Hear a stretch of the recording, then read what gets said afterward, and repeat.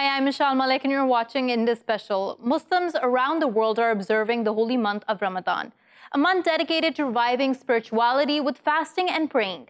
But as with all matters and practices these days, the need to self-isolate and to stay safe is changing cherished traditions.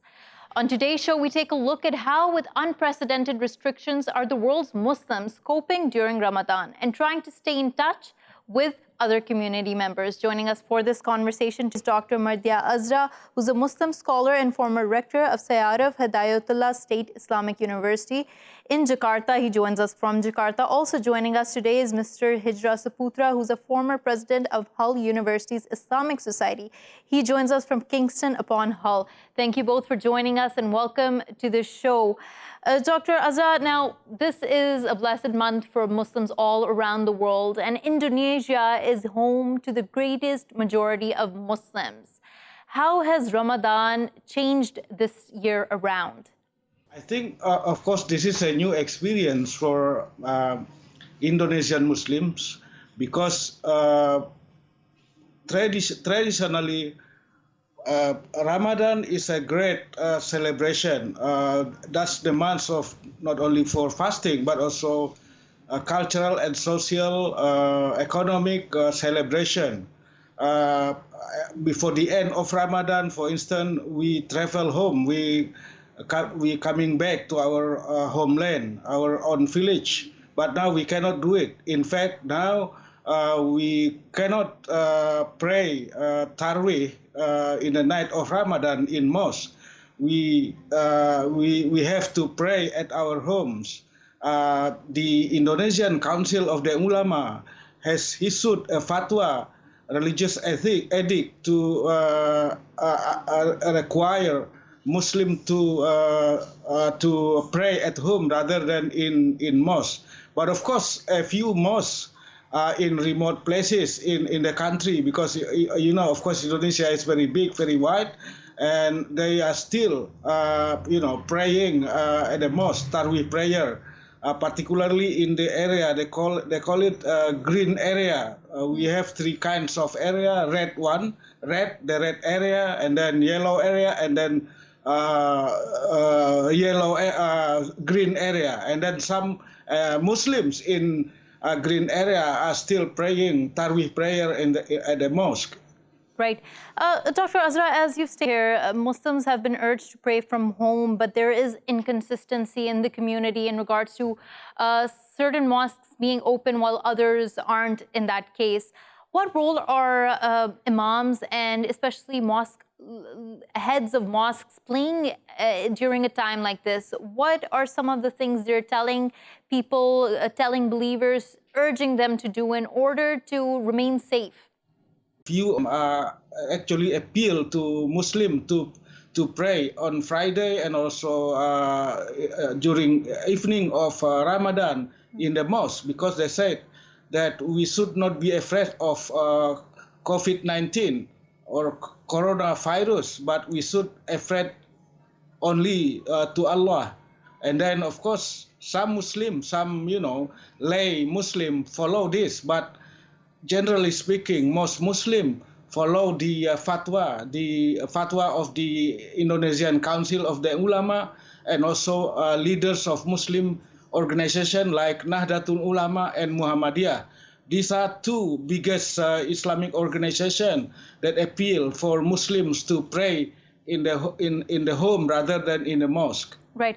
So as you're here, of course, there is discontent among certain community members and leaders as to what to do in this situation. We're going to talk more about that, but I want to jump to Mr. Saputra. Mr. Hijrah Saputra, talking about how life is like in England, especially during the month of Ramadan, and what is being done this time around. We know that cases have spiked up. It's one of the worst affected regions in the world.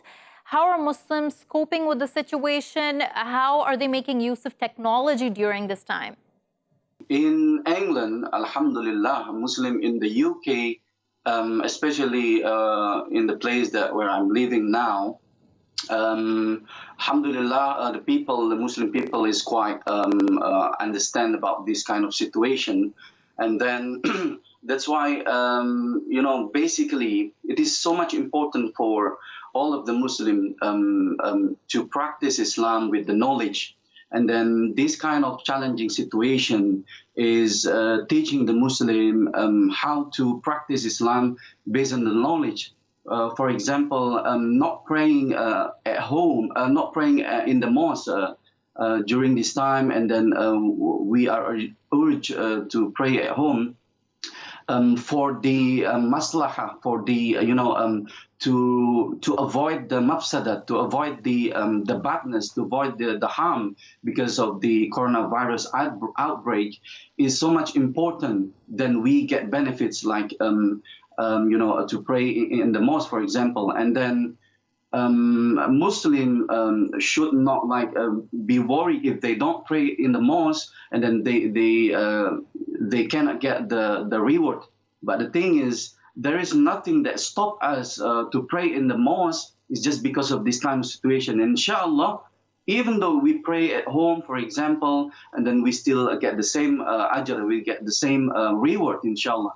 And then during this time, many things is changed. The lifestyle is changed. For example, we are here in our mosque. We have our madrasa. We have our halaqah. Everything now changed with the online classes, with the online madrasa. But alhamdulillah, because in the UK probably people is quite familiar with the technology and things, so there is no problem at all. Even though yes, there is kind of difficulties of sometimes the connection is lost and things, but that's Right. not reduce our motivation to keep productive and active to serve the community. Right. Mr. Hijrah Saputra, as you mentioned here, online classes and many other things that have shifted online. Take us through how those classes and various different things are happening in the online world. How are community leaders reaching out to Muslim communities to come online, join them in this, and especially to deter them from going to the mosques? Yeah, so that's why the roles of the mosque and then the imams, the teachers, to remote the community, for example, to spread the announcement and then to give a proper announcement. It's so much important. For example, we are here.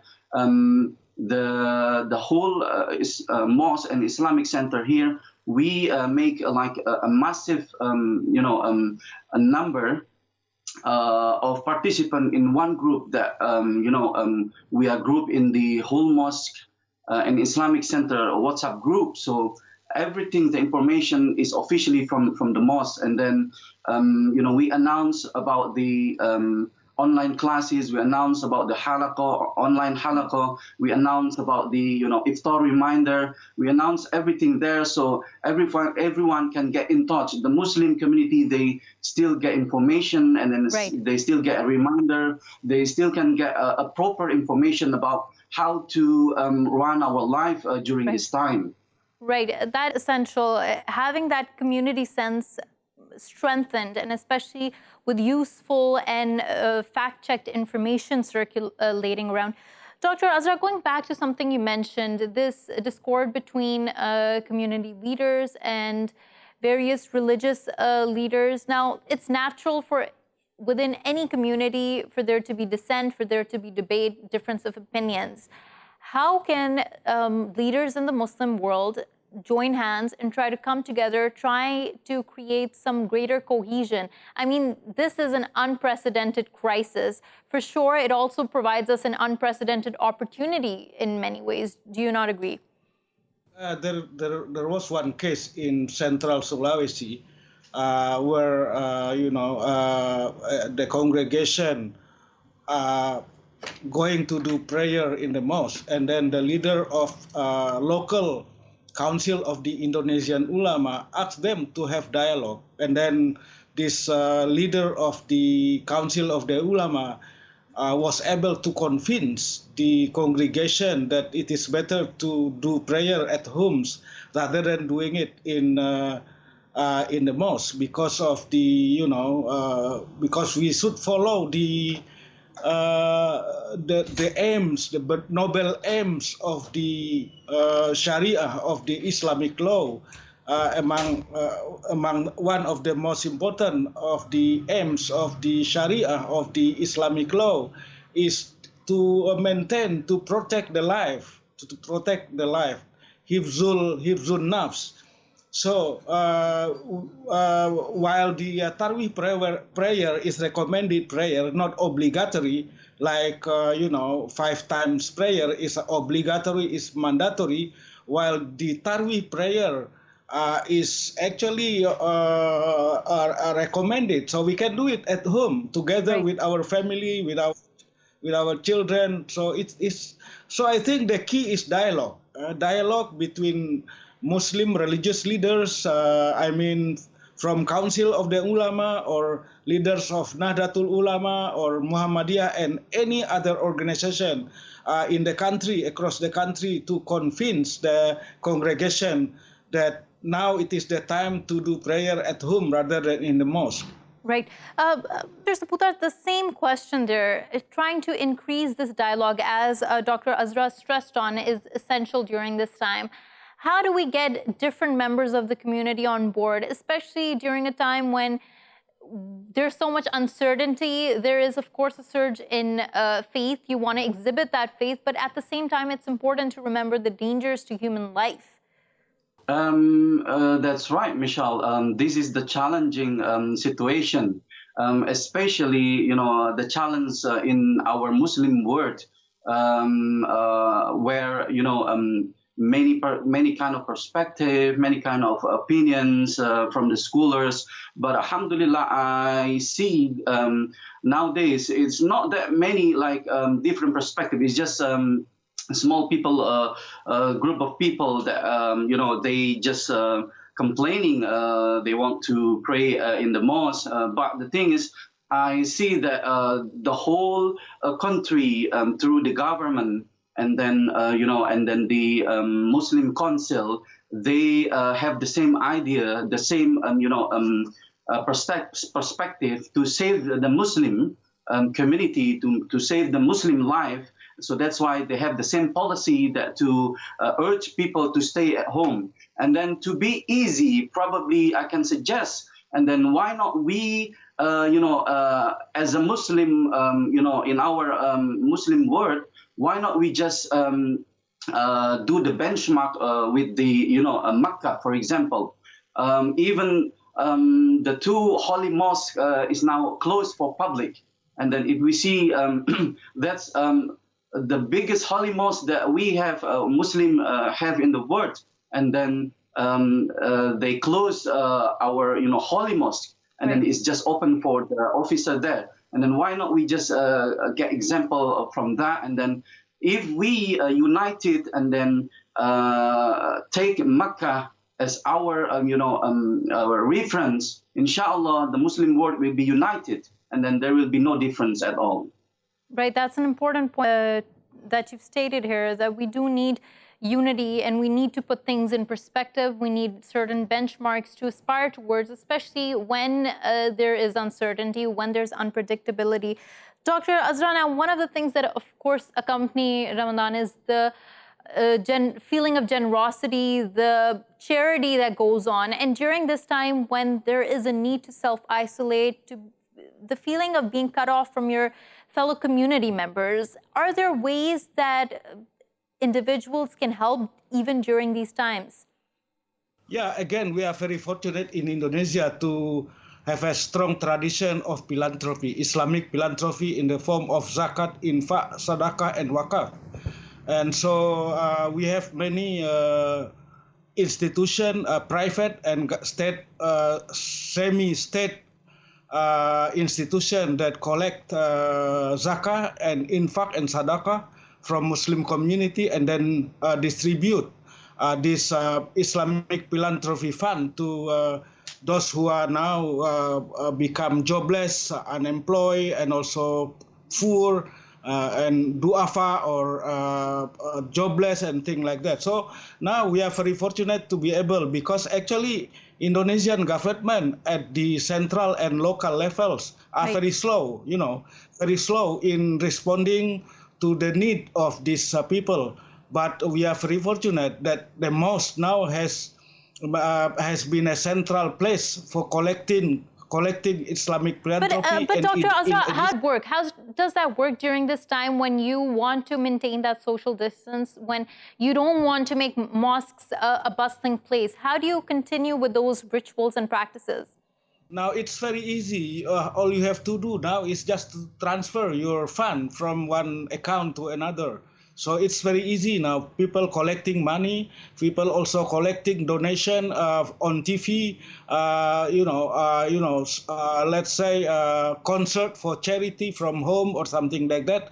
That have been successful in collecting a big amount of money, big amount of donation to be distributed to the needy, both in the cities and also in the village, because we have what we call as the urban poor as well as rural poor. Right. So these are... Right. Dr. Azra, just one last question. As you're speaking to us from Jakarta, the capital there, we are also hearing news stories and reports of people who would go back home during this time, but they can't. Almost 20 million workers who were due to leave before Eid, but they can't do so. How is support being given to them? How can community support be extended to those people who can't travel during this time? Not just for Jakarta's specific context, but also all around the world, we see similar examples. We have something like 20 million people going home from many cities, not only from Java, but also from cities in Java, but also cities out of Java return to, let's say, their village in Jakarta or in somewhere in West Java or in East Java. So we actually, again, help them with by giving them some fund, some necessary food stamp for them in order for them to be to survive in this very difficult time. Right. It's essential for everyone to come together, for those to support those who are less fortunate in order to build empathy. I mean, we cannot forget the spirit of Ramadan during this time. Thank you so much, Dr. Mardia Azra, for joining us, and Hijrah Saputra for joining us. We're going to go for a short break, but when we return, we talk about the link between COVID-19 and obesity. Stay with us.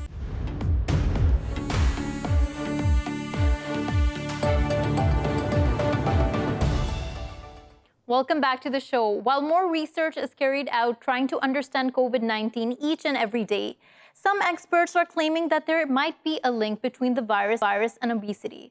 Let's discuss this in greater depth. Joining us for this discussion is Dr. Kamran Qureshi, who's a health economist joining us from Lahore. Thank you so much, Dr. Qureshi, for joining us, and welcome to the show. Now, as I mentioned, there's a lot of data coming in.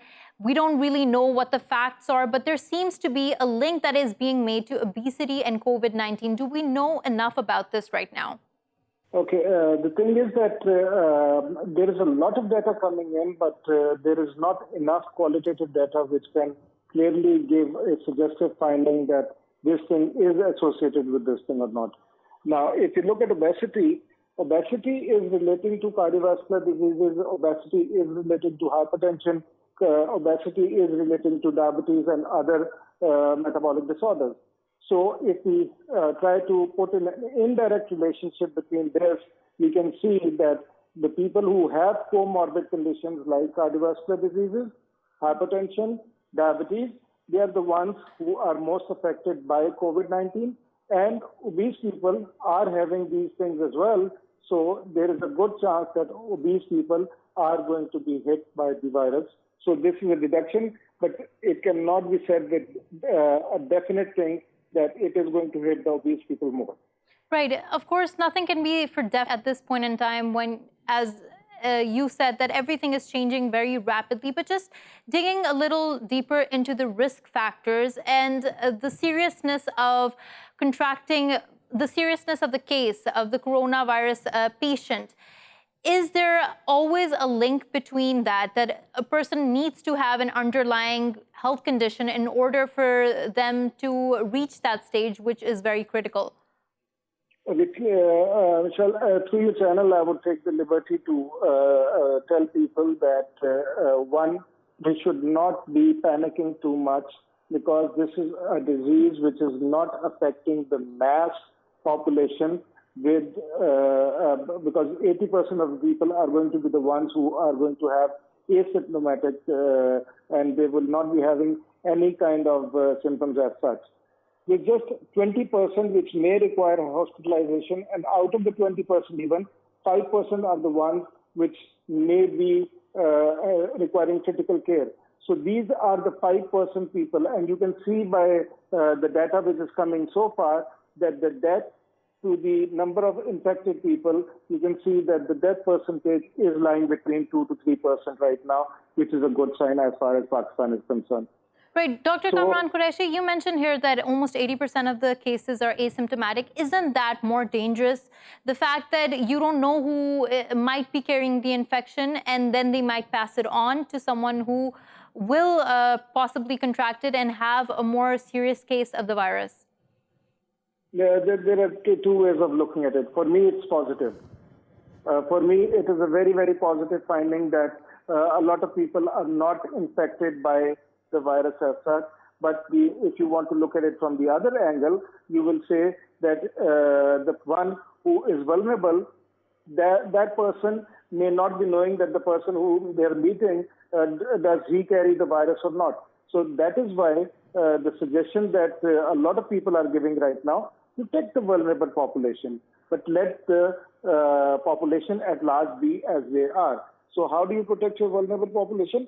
It is by protecting themselves, by keeping all the necessary precautionary measures that are to be taken, that should be taken. Old age population, they should not go out of the houses. They should remain within the houses. Number two, they should wear their masks. Number three, they should be washing their hands properly. So these are the things which need to be done. And the other thing, Vishal, that you will see that we are talking a lot about herd immunity, and you may have heard this word called herd immunity. Herd immunity is when more than 60 to 80% of your population has been infected by a certain thing, that the whole population will be developing an immunity against that. Whether COVID-19 will give herd immunity or not, but the way asymptomatic carriers are there and most of people are not having symptoms, I think... Thank you so much for joining us. Now we're joined by Adnaan Farooq, who's a health and wellness coach specializing in metabolism and healthful weight loss. He joins us from Lahore. Thank you so much, Adnaan, for joining us, and welcome to the show. Now, as we're talking, there might be a link between obesity and COVID-19. CDC has included severe obesity amongst one of the risk factors. There's a lot of speculation regarding it, a lot of talk about it. I mean, there's preliminary data outside of it, but what individuals can do right now is, of course, maintain a healthy weight and a healthy lifestyle. Take us through how they can do this, find ways to do it, especially while they're quarantined. I think the first thing is, when I was doing my research preliminary on obesity and COVID-19, there were about 24 million pages on Google, the searches that are linking the link between obesity and immunity and therefore coronavirus. So I think it's baffling, and it's I guess the need of time that all of us need to understand how important a healthy lifestyle is to boost immunity and therefore take preventive measures.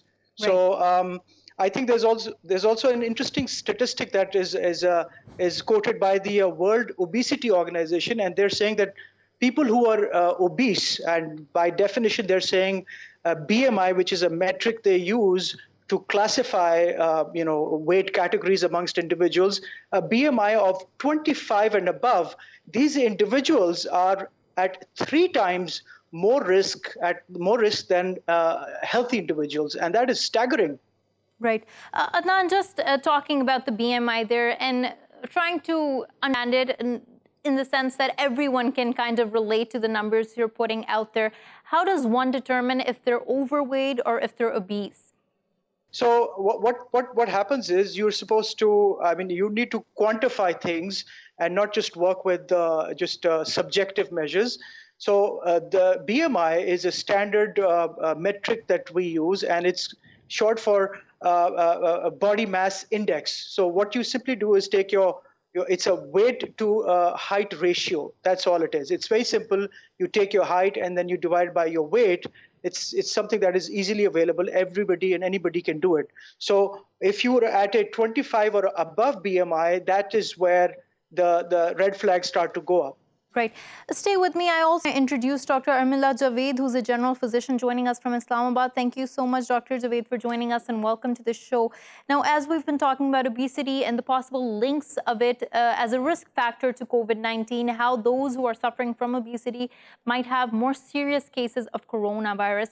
Let's talk about how generally the trend in obesity has been changing around the world, especially due to the nutrition. What more can you tell us about that, Dr. Javaid?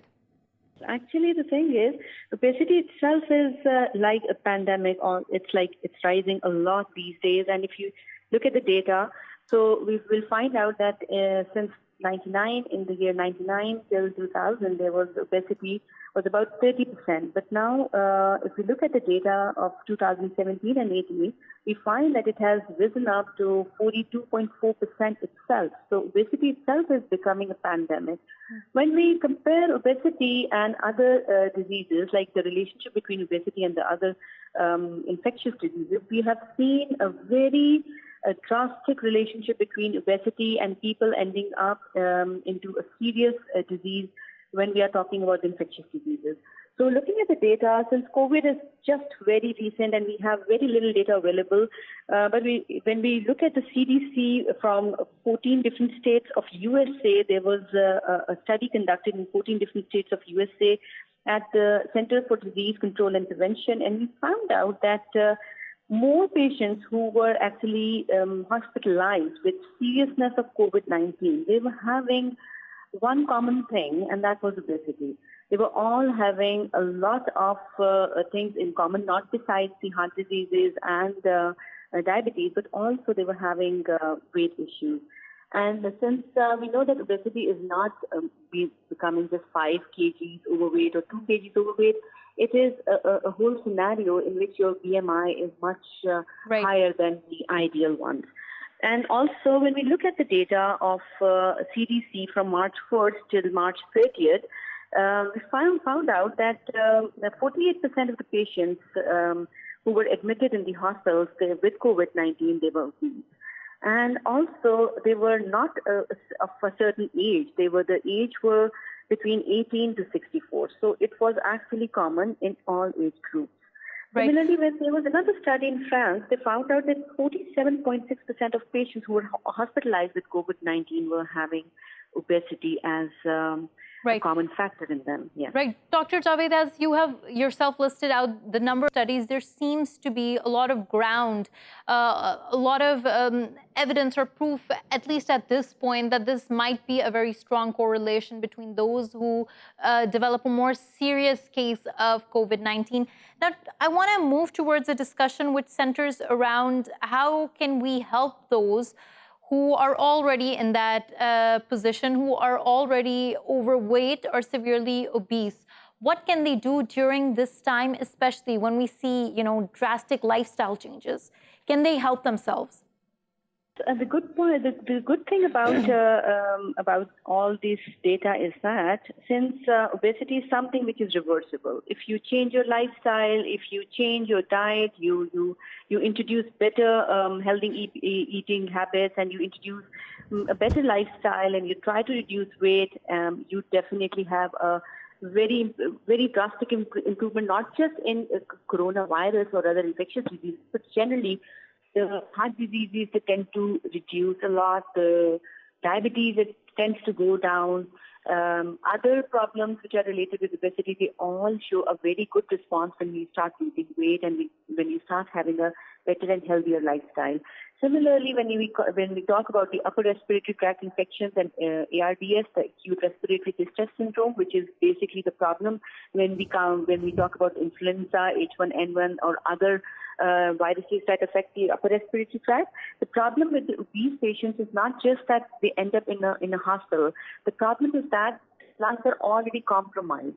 The oxygen saturation is already very poor in those patients. So when they improve their lifestyle, they start losing weight, all those problems which are already existing, they all show very positive and healthy response. Right. So, Dr. Javaid, stay with me on that point. Stay with me on that point. I just want to quickly jump to Adnaan. Adnaan, talking about the fact that weight loss and, a fitness regimen, whatever you say is your healthy weight goal, it's a journey. Getting towards that is a journey. During this time, it's difficult for everyone to stay motivated. But of course, given this situation, that's reason enough for people to want to stay healthy and to move towards greater weight loss. Talking about the solutions, or what are some of the things you would recommend in terms of exercise routines for those who are severely overweight or obese? You see, the thing with treatment of obesity and trying to improve immunity, I think it's high time that we start using nutrition or food as medicine. I think this time is more than ever important that we underscore the importance of eating whole foods rather than packaged foods, because in treatment of obesity, nutrition is the one thing that is, it really trumps everything else. I mean, I would even go on to say that physical activity comes secondary. I mean, food is something that is either going to make you, it'll either throw you in the hospital or it'll bring you out. That's how powerful nutrition is. And when we talk of, our situation quarantined, I think it is something very empowering that we can fix our nutrition within the confines of our homes, because a lot of people are not able to go to gyms, they're not being able to go out. So once, I tell my clients that, start fixing your nutrition. That's the first step. And physical activity, of course, that's important, but that may come later on. Right. Adnaan, when you start fixing your nutrition, there is this misconception for you to lose weight, especially if you're extremely overweight. You have to cut out a huge, I don't know if this is a misconception or not, you're the expert, but you have to cut out a lot of things in your regular diet. Is that something you would recommend? I mean, how does a person begin into getting into that healthy nutritional diet? So the first thing always is to start progressively. That's the first step. I mean, we could start right off the bat with being, creating an ideal scenario where people won't be able to sustain that. Because you see, with obesity, or with anything for that matter, if you cannot sustain anything, then whatever the results we're reaping are going to be short-lived as well. So I would recommend that, that people start off with wherever they are, whatever they're eating, they start making small changes. So, for example, if we're consuming a certain amount of carbs, let's say about 400 grams of carbs we're consuming, we need to cut it down or bring it down to 300 grams. And accordingly, if we're drinking, let's say, diet sodas, or we have a lot of sugar intake, then we need to cut it down progressively. So what that happens is it makes the job easier, and it makes something that you can continue with. That's the first step. Right. Dr. Armeela Javaid, on that similar point there, when we're talking about making those small changes, what are some of the things that individuals, even those who are battling with weight right now, need to remember, essential things to eat and to drink during this time, especially those who are observing fasting and those who want to keep their immunity levels up? Yeah, regarding immunity and fasting, and keeping in mind the risk factors that we are living in the times of corona. So what we need to do is we need to focus on proteins. We need to have more proteins in our diet. We need to focus to have more of like eggs and like cereals, instead of having starchy foods, and instead of having bakery items, we can always have more of proteins in our diet and whole foods, as the nutritionist told us. Next point is that we need to have more intake of water as well as more intake of vitamin C. These days, we can always have a lot of lemons in our diet, like in the form of lemonade, or in the form of like fruits and salads. We can have strawberries around us. We can have strawberry shakes. We can drink shakes in which we can add a little bit of mint in it. So we can have a lot of things during the sahar and during the iftar time. Right. And we can always fulfill the requirement. And as well as we can always have better immunity. We are taking a lot of vitamin C, and we are taking good proteins in our diet. We need to cut on carbs, definitely, and we need to also cut on the oil and fat, because most of the time during fasting we are focused on eating things which are fried and deeply fried. They're just adding calories, and they're not good at doing any good to our food as such, or our nutrition as such. So we really need to look into our eating habits, our cooking habits, our ways of actually cooking food and ingesting it, because that is how we are going to fight this time and have a healthier days ahead of us. If your nutrition is not good, you're not immune to. Dr. Armeela, sorry to interject there, but since we're short, I just want to end on that point that you made there, that of course we need to take a holistic approach, something that you and Adnaan both have reiterated, especially focusing on nutrition, trying to make sure that the change is progressive, not abrupt, so that one can sustain it. Thank you so much, Dr. Armeela Javaid, for joining us from Islamabad, Adnaan Farooq for joining us from Lahore. Thank you for watching Indus Special. We will see you again tomorrow with more stories. Till then, goodbye and take care.